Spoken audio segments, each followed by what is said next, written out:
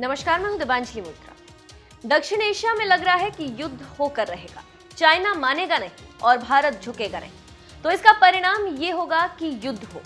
इसी को लेकर रक्षा मामलों के विशेषज्ञ चीन और भारत का आकलन कर रहे हैं और बता रहे हैं कि किसकी सेना कितनी पावरफुल है। तो आज हम भी आपको बता रहे हैं कि भारत के मुकाबले चीनी सेना कितनी ताकतवर है।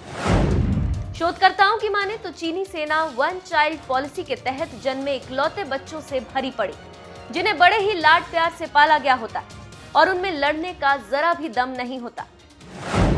इसके साथ ही साथ 1979 के बाद से चीनी सेना ने कोई बड़ी मुठभेड़ नहीं की है जिससे उसको कुछ अनुभव हो सके, और चीन के सैनिक अपनी ट्रेनिंग का 40% हिस्सा राजनीतिक ट्रेनिंग में बिताते हैं।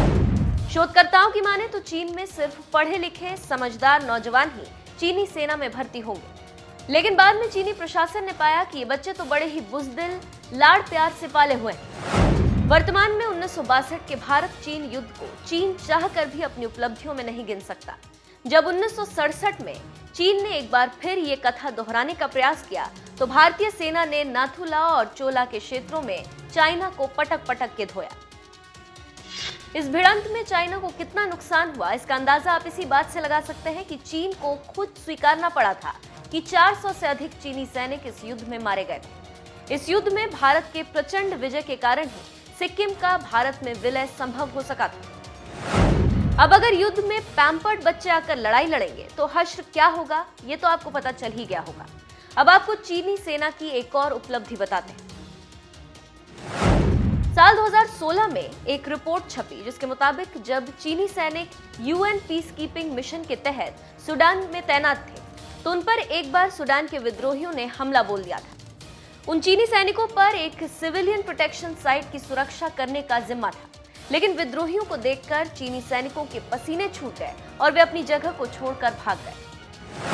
उन चीनी सैनिकों की बुज़दिली की वजह से न सिर्फ कई मासूमों की जान चली गई बल्कि कई महिलाओं का यौन शोषण भी किया गया।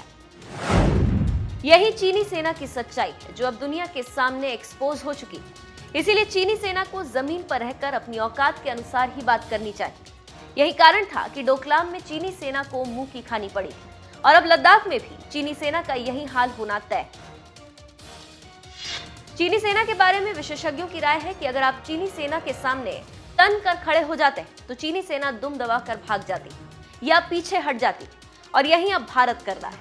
इसका असर दिख भी रहा है कि अब बीजिंग जो पहले अकड़ रहा था वो अब बातचीत करना चाहता है। तो आप समझिए कि क्या हो रहा है, और अब भारत ने चीन की सही नस पकड़ ली।